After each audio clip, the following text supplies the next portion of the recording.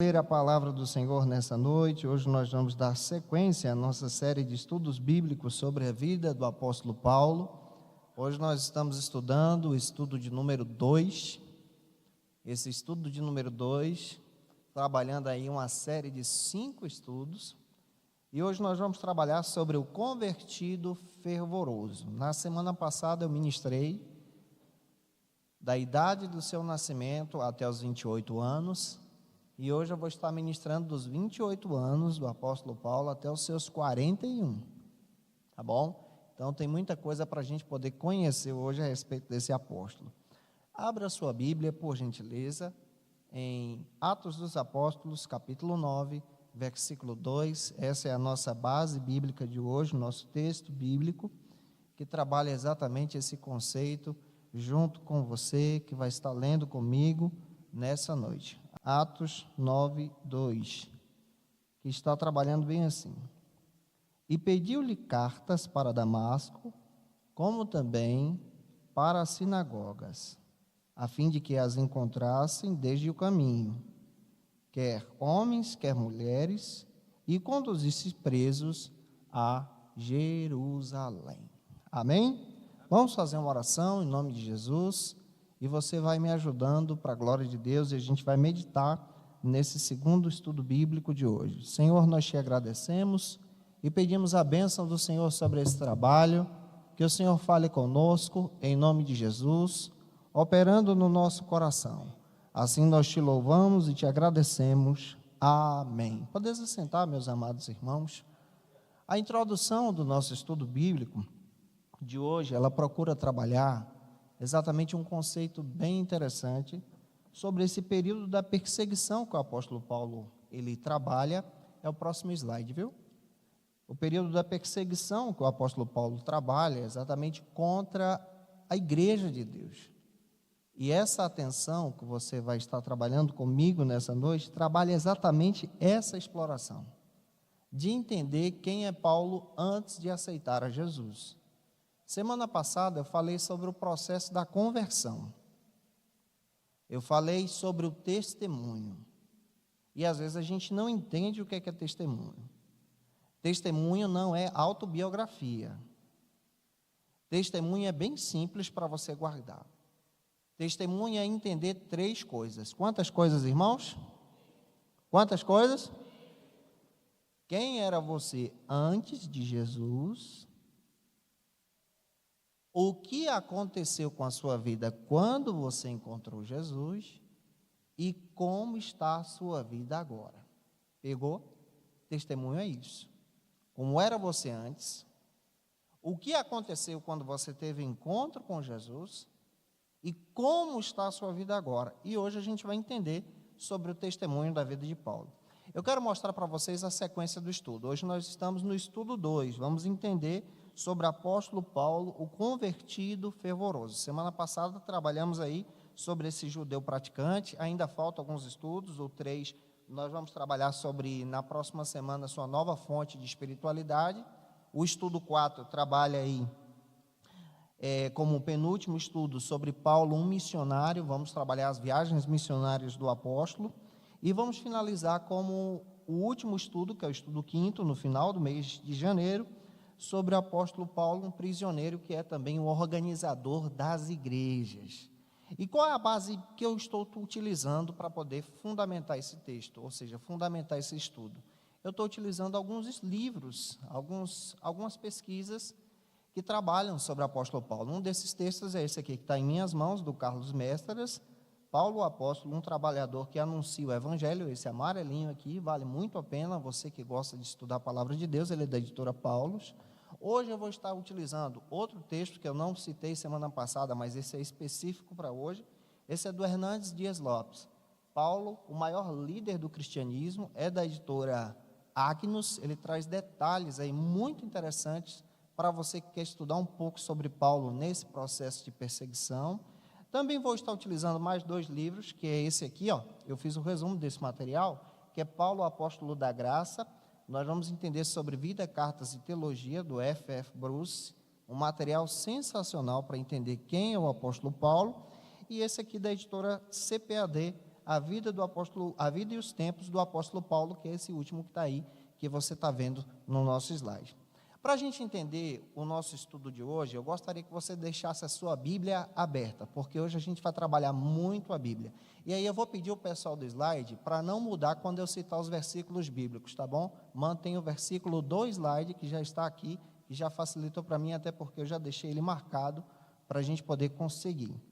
Em primeiro lugar, eu quero destacar para vocês exatamente o lado sombrio do apóstolo Paulo, o passado dele como perseguidor da igreja. Quando a gente estuda sobre a vida do apóstolo Paulo, a gente precisa entender como era a vida do apóstolo Paulo antes de Jesus. Porque às vezes a gente pensa, Paulo é perseguidor, ele só deu seu voto para a morte de Estevão. Mas eu quero te contar que tem mais coisas. Quando você vai para a história e para a Bíblia, uma pergunta se levanta. Por que o apóstolo Paulo ele iniciou a perseguição dele por Damasco contra a igreja de Deus? Se você nunca pensou sobre isso, ele iniciou por Damasco. E eu quero mostrar para vocês no mapa, para você entender exatamente esse processo. Damasco ficava a cerca de 240 quilômetros de Jerusalém. Atos 9:2 descreve isso. Então, olha só a distância que o apóstolo Paulo percorreu para perseguir a igreja de Deus. E é interessante que quando você vai para Atos capítulo 9, versículo 2, pega aí comigo, Atos 9:2, olha o que diz a Bíblia Sagrada. E pediu-lhe cartas para as sinagogas de Damasco, de maneira que, caso ele encontrasse ali homens e mulheres, pudesse levá-los presos para Jerusalém. Atos 9:2 vai falar sobre isso. Se o cristianismo florescesse em Damasco, se a obra de Deus, se a igreja de Deus crescesse em Damasco, seria um problema para os perseguidores da igreja. Por quê? Damasco era uma cidade estratégica. A perseguição se dá em Damasco porque, se a igreja crescesse ali e avançasse ali, a obra missionária iria se estender. E o que o inimigo das nossas almas faz? Ele age de todas as maneiras para impedir a obra de Deus avançar.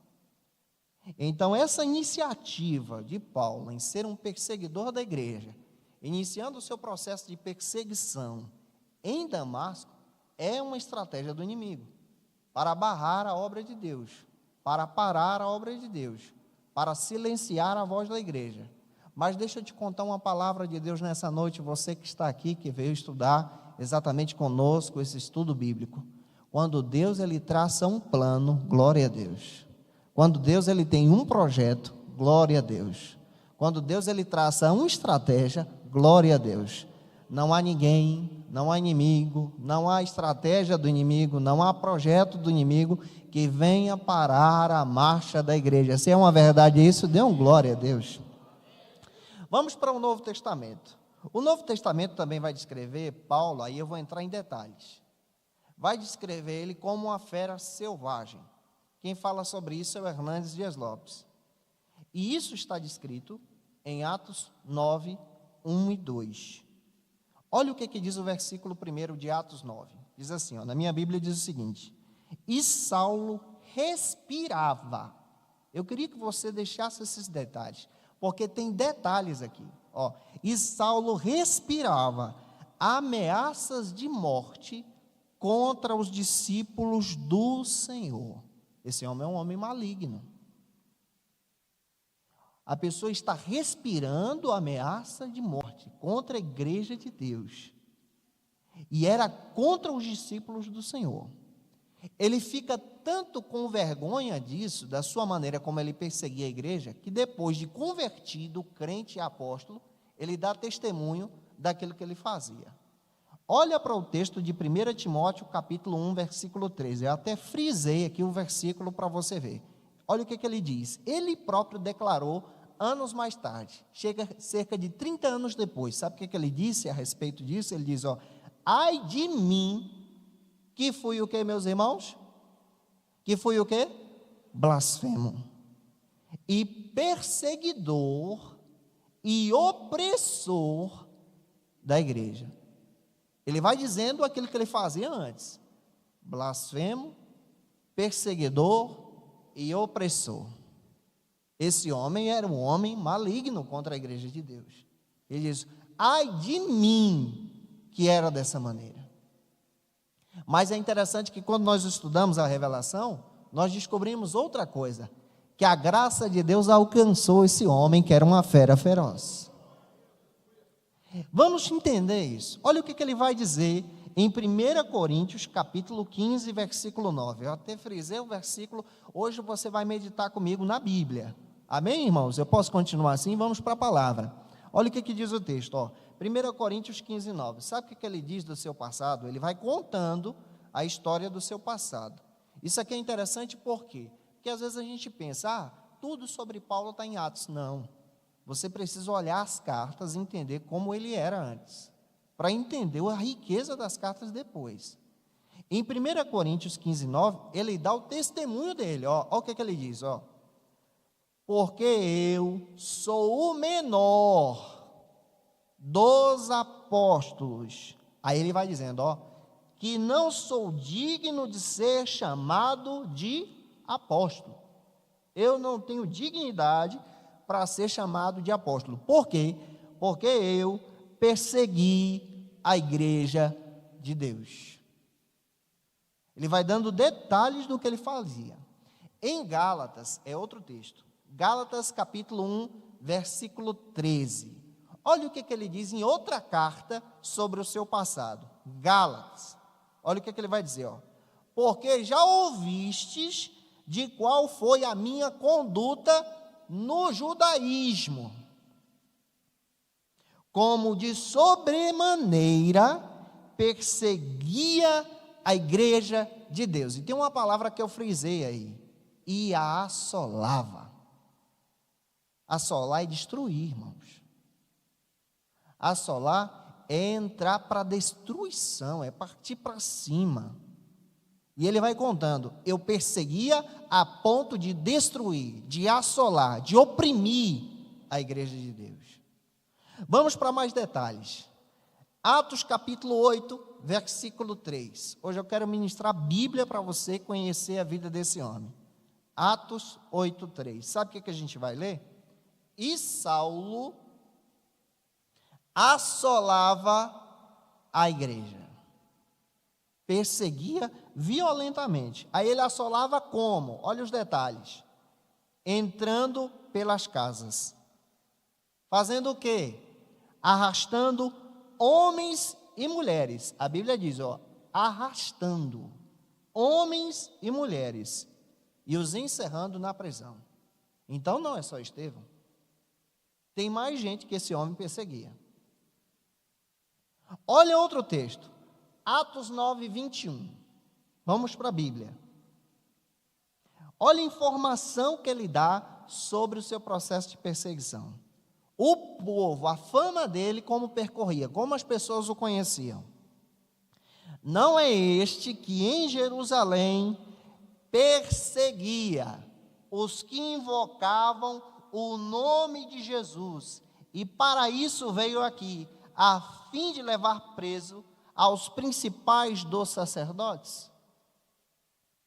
Ele era tão violento, tão perseguidor, que ao ponto de assolar a igreja, aonde ele ouvia alguém clamando o nome de Jesus, ele perseguia.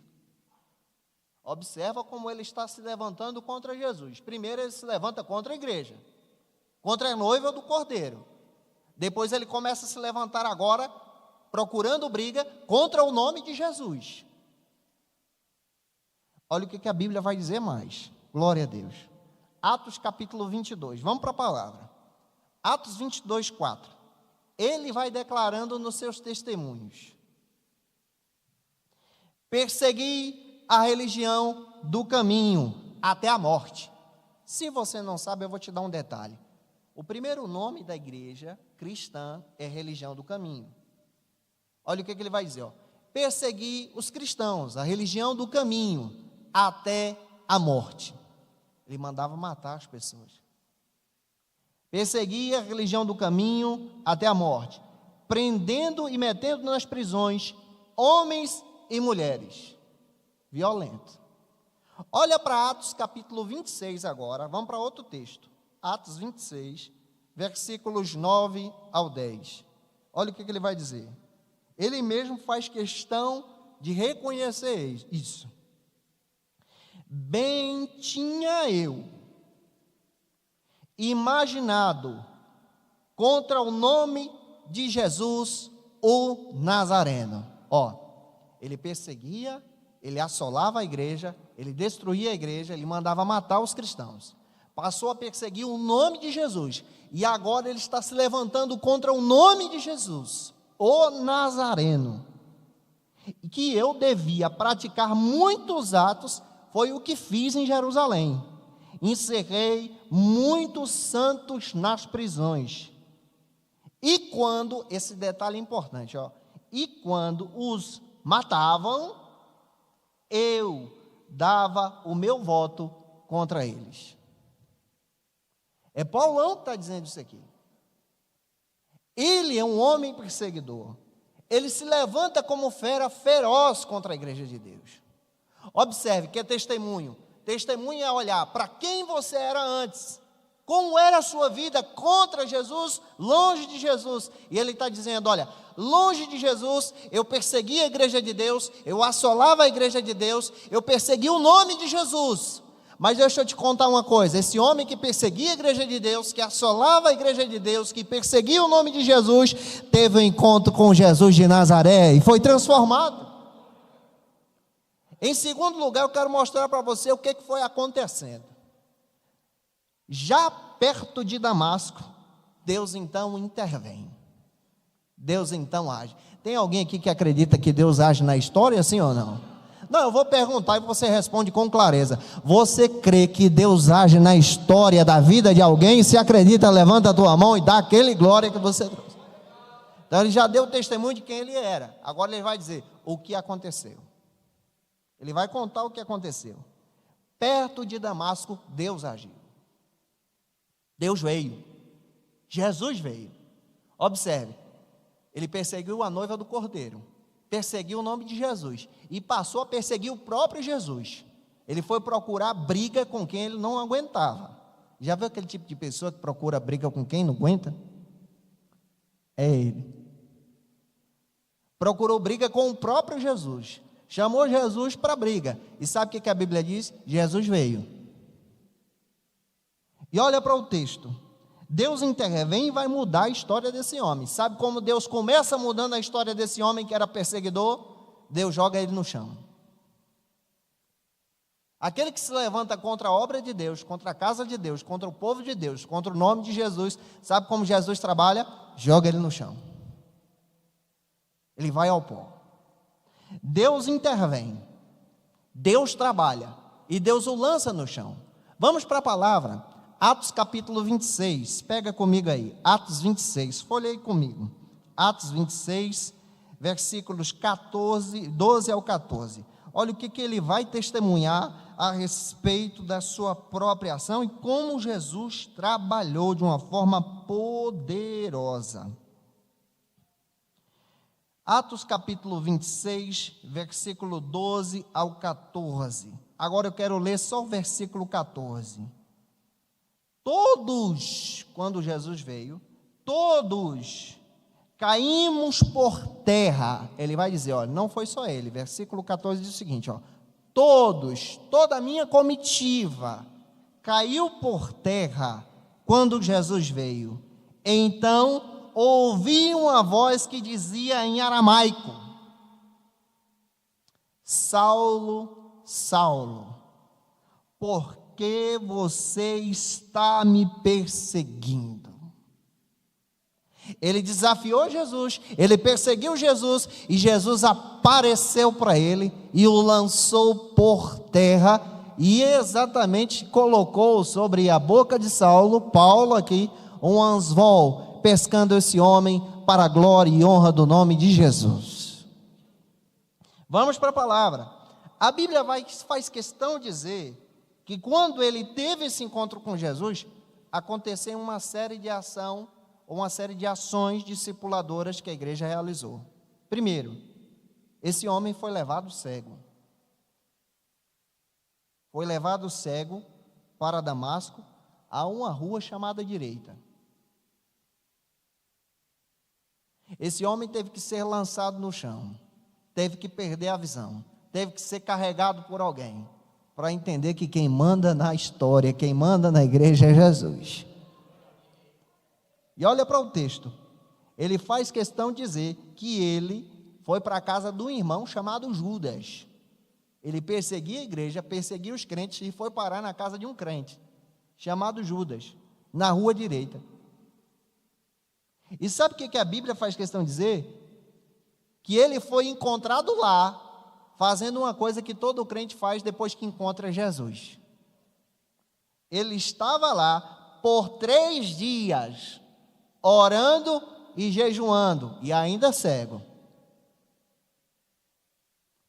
Quando alguém se levanta contra Jesus, contra a igreja de Deus, o meu Deus, ele age de uma forma poderosa para jogar todo o orgulho no chão, e foi isso que aconteceu com esse homem. E ele se encontrou agora humilde, orando e jejuando e pedindo a misericórdia de Deus, mas ainda cego, sem ter a visão de Deus. Vamos para o texto. Durante esse tempo, o Espírito de Deus foi lá e visitou um discípulo chamado Ananias. Inclusive, quando eu dou essa aula, eu até levanto essa questão para os irmãos que me ouvem. Eu falo, será que tu tinha coragem de ir aonde Saulo estava? Porque Ananias era um discípulo. Ele sabia que Saulo estava vindo para perseguir a igreja em Damasco. E ele era um crente de Damasco, estava se preparando para poder se proteger. Mas em oração, Deus foi lá e visitou ele, Ananias. E o Senhor falou com Ananias de uma forma poderosa em Atos capítulo 9, versículos 10 ao 17. Através do Espírito Santo de Deus, Deus foi lá e visitou Ananias e disse, olha, vai para a rua chamada Direita, na casa de Judas, lá tem um homem orando e jejuando. E sabe qual é o nome desse homem? Saulo, e eu quero que você ore por ele. Se fosse você, tu teria coragem de ir? Pergunta para a pessoa que está do teu lado aí, se fosse tu teria coragem de ir? Seja sincero. Se tu soubesse que vinha alguém atrás de você para te pegar, prender você, te levar para a prisão, tu teria coragem de ir? Eu acho a coragem de Ananias fantástica. Porque a coragem dele não é baseada nas coisas daqui, e essa deve ser a sua coragem. A perseguição pode estar se levantando contra você, a porta está fechada, mas se Deus falou com você para ir, eu tenho uma palavra para te dizer nessa noite, vai, porque Ele vai te dar autoridade e você vai ser uma bênção na mão de Deus.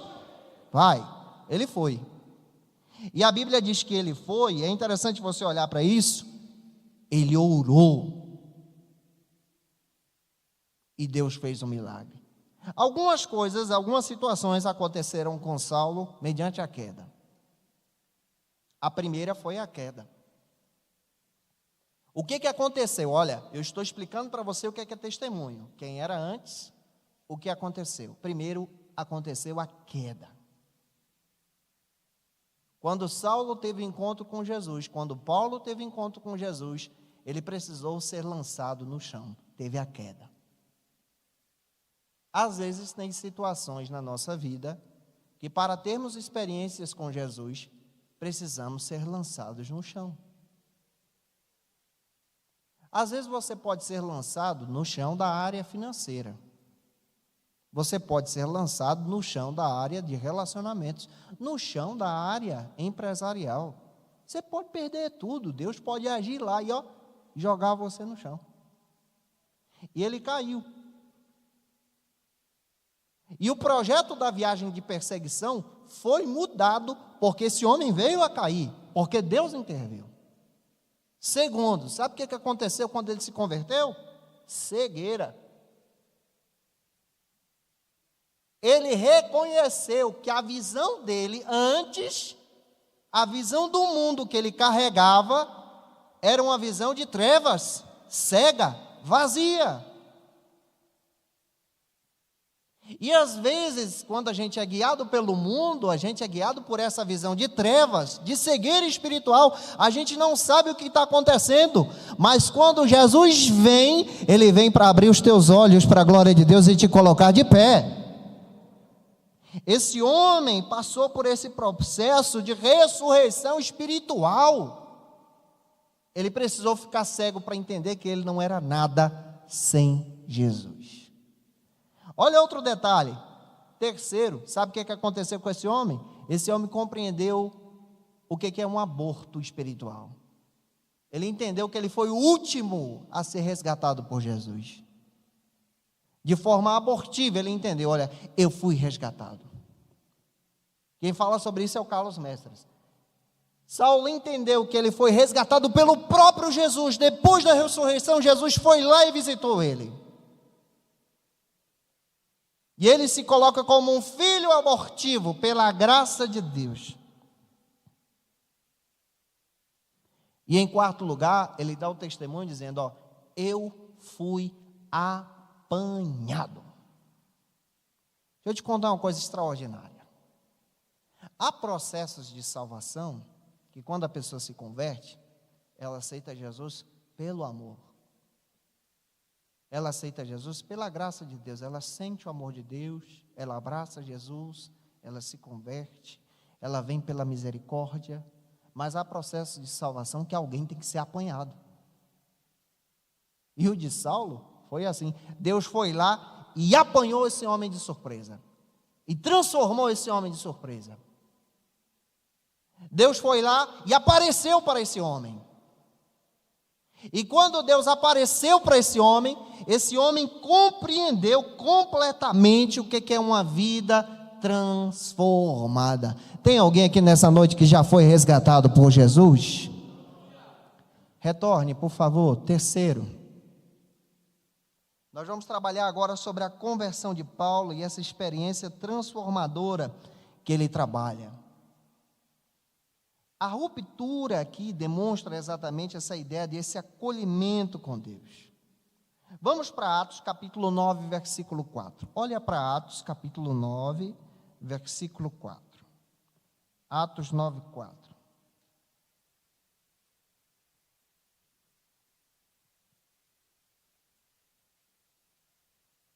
Atos 9, 4 diz o seguinte: enquanto é dia, precisamos, estou em João, Atos 9, 4, deixa eu encontrar aqui, Atos 9, 4, glória a Deus, olha o que diz o texto bíblico, Atos 9, 4, e ele caiu por terra e ouviu uma voz que lhe dizia, Saulo, Saulo, por que me persegue?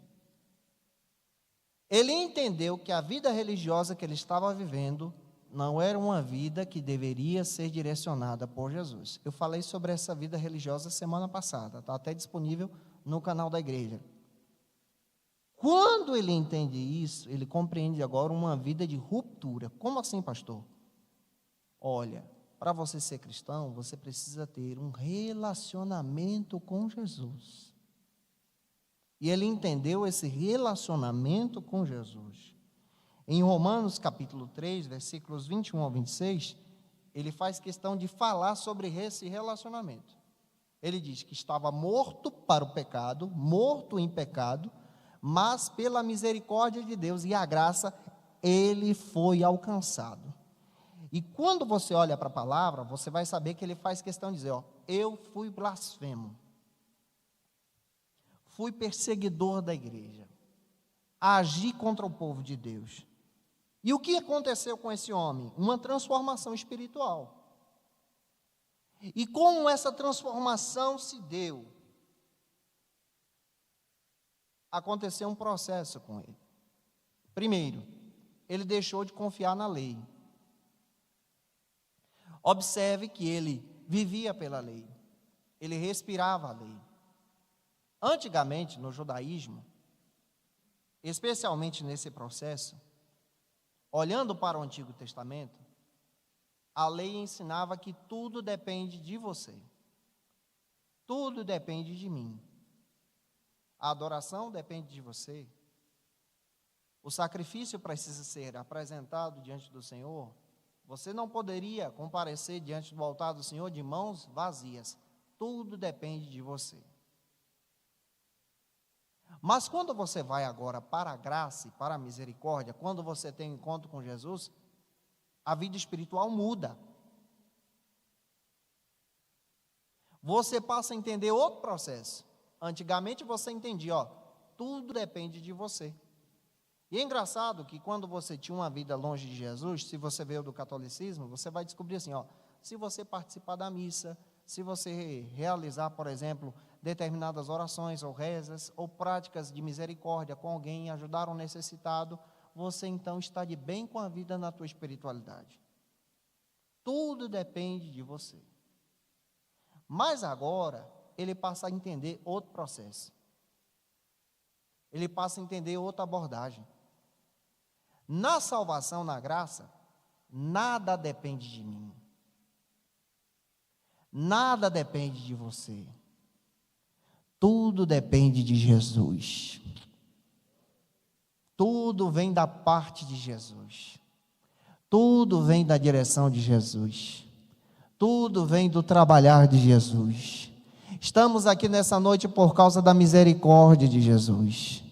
Fomos alcançados porque a misericórdia de Jesus nos banhou com sangue. Fomos alcançados por causa da glória de Jesus.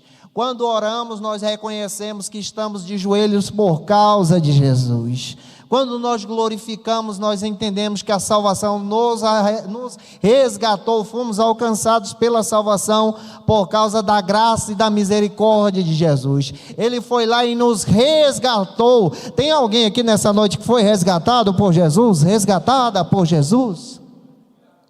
A salvação é isso. Então vamos entender esse processo de transformação espiritual. Ele deixou de confiar na lei.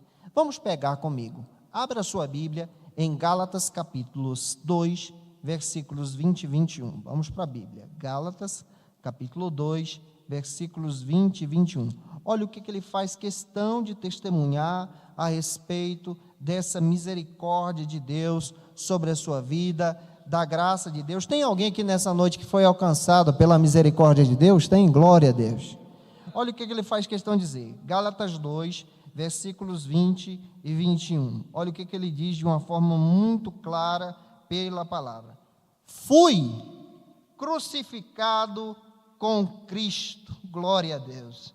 Assim, não sou eu mais quem vive, mas Cristo vive em mim. A vida que agora vivo no corpo, vivo pela fé no Filho de Deus, que me amou e se entregou por mim. Você pode dar um glória a Deus por esse versículo? Tem alguém nessa noite aqui que foi resgatado por Jesus, resgatada por Jesus? Glória a Deus. É Cristo que aparece agora.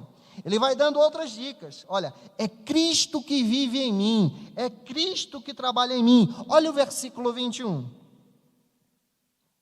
Não anula a graça de Deus, pois se a justiça vem pela lei, Cristo morreu inutilmente. Mas a justiça de Deus, ela vem por causa da graça de Deus, da bondade de Deus, do resgatar de Jesus. E Paulo deixa isso claro. Cristo vive em mim. Sabe o que ele está ensinando? A minha vida agora é dirigida por Jesus. Antes era dirigido pela lei, pela religião, pela antiga prática, pela antiga vida. Agora, a velha natureza morreu. A minha vida agora é dirigida por Jesus. É Jesus quem guia a minha vida, é Jesus que dirige. Glória a Deus. A tua vida antes era guiada pela antiga natureza. A antiga natureza morreu no Calvário quando você teve encontro com Jesus. Agora, você é discípulo de Jesus, discípula de Jesus. Se isso é uma verdade, dê um glória a Deus, oh glória. Vamos para a palavra. Como isso aconteceu? Ele aceitou Jesus. E eu quero ensinar isso para você. Observe o processo de testemunho.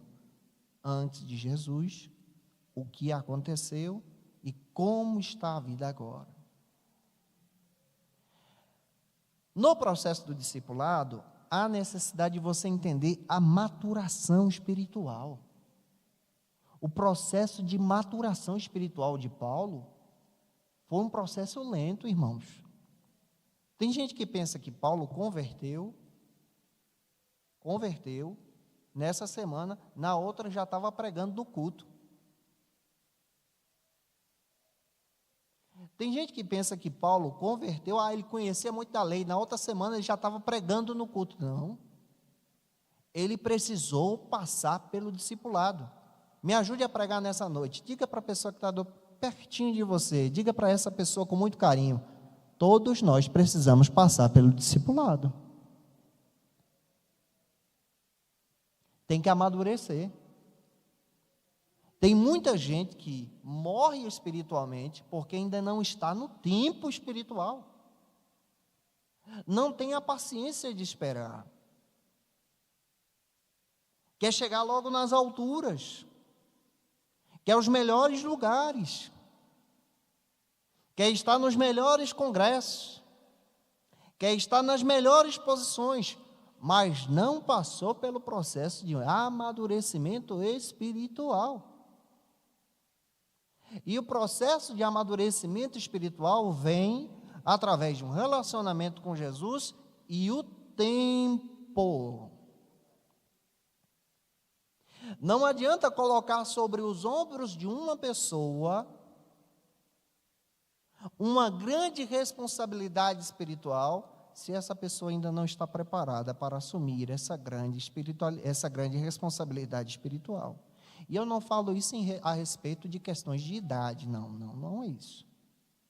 Se você vai para a palavra, você vai encontrar o Timóteo, que era jovem, e assumiu a igreja de Éfeso, e se tornou um grande pastor espiritual daquela igreja. Eu estou falando de amadurecimento, de presença de Jesus. Porque tem gente que tem tempo de crente, mas ainda não amadureceu. O amadurecimento, ele é um processo de conversão. A conversão foi um processo, não foi um evento instantâneo. Todos os dias você está se convertendo a Jesus. Quem fala sobre isso é o John Wesley. O Wesley, um grande avivalista, dizia o seguinte, todo dia eu preciso me converter. Todo dia eu preciso ter um encontro com Jesus. Eu preciso ter um fogo espiritual no meu coração. Se esse fogo espiritual não acender no meu coração, eu não tenho encontro com Jesus. Mas a partir do momento que todos os dias você coloca a tua vida na conversão, no processo de amadurecimento e diz, olha, a minha vida passada precisa morrer. As minhas atitudes passadas precisam morrer. Cristo vai trabalhando, Cristo vai operando e você vai se tornando uma bênção para a glória de Deus. Olha o que Paulo diz. Paulo, ele passou por esse processo. 3 passagens no Novo Testamento contam o seu testemunho. Atos 9, do 1 ao 19, esse capítulo praticamente todo fala do testemunho da sua conversão. Atos 22, do 4 ao 16, esse capítulo inteiro vai falar do seu processo de conversão. E Atos 26, versículos 9 ao 18, vai contar esse processo de conversão. O processo de maturação de Paulo é um processo lento. Vocês sabiam que Paulo teve que esperar 13 anos da sua vida para se tornar um grande apóstolo? Para se tornar um grande instrumento na mão do Senhor? Foi um processo de 13 anos de maturação. Ele não aceitou Jesus em um dia e no outro já estava pregando. Ele precisou ser discipulado e esse processo durou 13 anos. Onde está isso, pastor? Vamos para a Bíblia? Quando você vai para a palavra, você vai entender em Gálatas, capítulo 2, especialmente em Gálatas, ele dá testemunho da sua vida espiritual. Gálatas capítulo 2, olha o que ele diz, capítulo 2, versículo 1. Eu disse para você que o processo de amadurecimento dele durou 13 anos.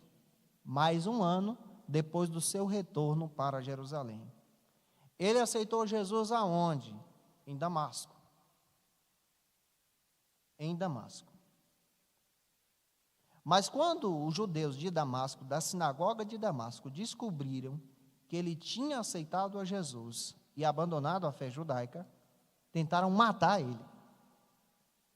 E a Bíblia diz, que eu vou dar detalhes sobre isso semana que vem, que ele teve que fugir de Damasco em um cesto, amarrado, sendo estendido pelo muro. Imagina aí, o homem tendo que entrar em um balaio. Quem conhece aqui o balaio? Quem conhece aqui o balaio? Eu fui criado na feira, eu sei o que é. Ele entrou dentro de um balaio, botaram uma tampa, amarraram numa corda e desceram o homem pelo muro. E a Bíblia diz, eu vou dar esses detalhes semana que vem, que ele teve que fugir para o deserto da Arábia. 3 anos escondido no deserto. E depois ele tenta voltar para Jerusalém, mas ele tem que voltar para Tarsus, porque Deus mandou. E ele fica em Tarsus 10 anos. Olha o que diz Gálatas capítulo 2, versículo 1. 14 anos depois, que no caso aqui você soma mais um, 14 anos depois, subi novamente a Jerusalém, dessa vez com Barnabé, levando então também a Tito. Fui para lá por causa da revelação. Olha o que esse homem está dizendo. Eu precisei passar por um processo de maturação. A Bíblia faz questão de dizer, se você não sabe, que ele passa 3 anos escondido no deserto. Por que ele passa 3 anos escondido no deserto? Lembra que ele teve que aprender sobre a lei? Lembra que ele aprendeu a lei com um dos melhores ensinadores do seu tempo, chamado Gamaliel?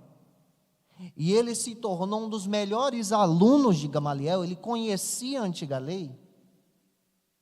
Agora, quando ele está em Jesus, aquilo ali que ele aprendeu, teve que ter outro significado.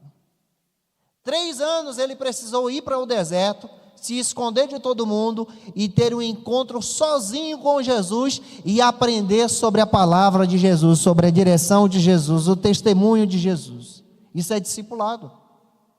Todos nós precisamos passar por esse processo. Ele teve que aprender o discipulado técnico, mas depois ele teve que aprender também o discipulado prático. E é interessante que quando ele tenta voltar, pega comigo uma passagem que eu quero citar para você e eu vou detalhar ela semana que vem. Atos 9, versículo 30. Os irmãos estão gostando do estudo dessa maneira? Amém? Deus está falando com você, diga um glória a Deus em nome de Jesus. Vamos lá, já estamos quase terminando. Atos 9:30. Eu vou dar os detalhes semana que vem.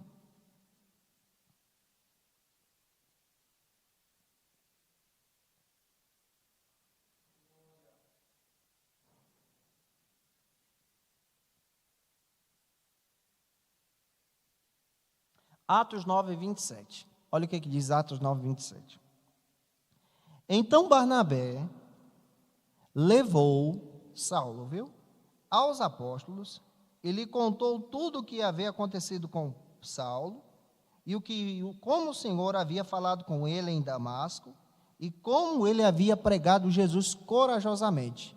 Pegou Saulo e levou ele para Jerusalém, depois que ele converteu nesse processo dos 3 anos aí.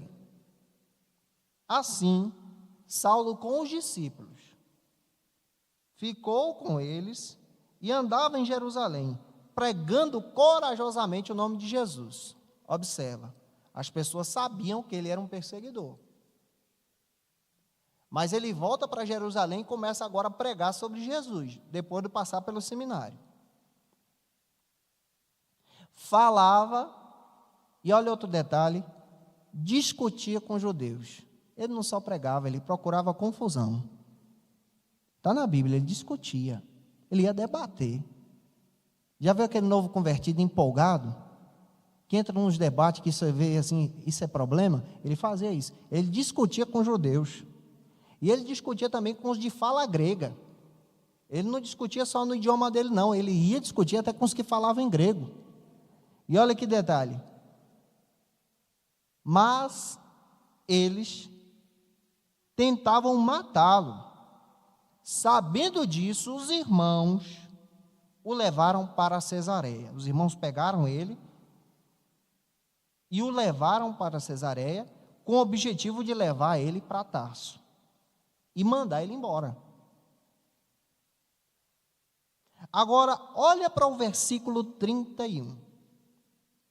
Tem 2 versículos na Bíblia que me dá medo, que é exatamente esse 30 e o 31. Primeiro, a igreja precisou pegar ele e mandar ele embora para Tarso. Depois que ele foi embora, olha o versículo 31, o que é que Deus fez com a igreja? Depois que ele foi embora, porque Deus mandou. Olha o que é que aconteceu. E a igreja, depois que ele foi embora, passava por um período de paz. Eita maravilha! Em toda a Judéia, Galileia, Samaria, e edificava e encorajava as pessoas pelo Espírito Santo, e crescia o número dos que iam vivendo em amor e temor. Se você é um entendedor da palavra, você vai entender essa mensagem que eu vou trazer para você sobre o processo de maturação. Saulo era aquele tipo de pessoa que estava na igreja e pensava assim: quem tem que pregar sou eu, quem tem que liderar sou eu. Os discípulos aqui são tudo pescador, eu aprendi com Gamaliel. Ele discutia com os de fala grega. Não, quem tem que reger o hino aí do culto sou eu, o cantor sou eu. Quem tem que dirigir sou eu, quem tem que orar sou eu, quem tem que trazer a palavra sou eu. A igreja olhou para aquilo, orou a Deus e Deus deu a direção. Sabe qual foi a direção que Deus deu para a igreja? Pega dinheiro, compra uma passagem, manda ele embora para casa. Manda ele embora. Manda ele voltar para Tarso. E para quebrar o orgulho desse homem, sabe o que Deus fez? Colocou ele em silêncio 10 anos. E detalhe, quando mandou ele embora, depois que ele foi embora, a Bíblia diz no versículo 31, que a igreja teve paz, que a igreja cresceu, que a igreja avançou. Nessa noite, em nome de Jesus, pega essa palavra para você. A gente precisa fazer a obra de Deus de forma unida, de forma que glorifica o nome de Jesus. Ore a Deus pedindo ao Senhor: Senhor, não me deixa ser um empecilho para a tua obra, mas faz a tua obra crescer. Senhor, trabalha na minha conversão, não me deixa ser um empecilho de crescimento para a igreja do Senhor, mas Senhor, à medida que o Senhor trabalhar, vai trazendo vidas para a glória do teu nome. Glória a Deus, glória a Deus, glória a Deus. Conte com as pessoas, e isso a Bíblia vai te ensinar.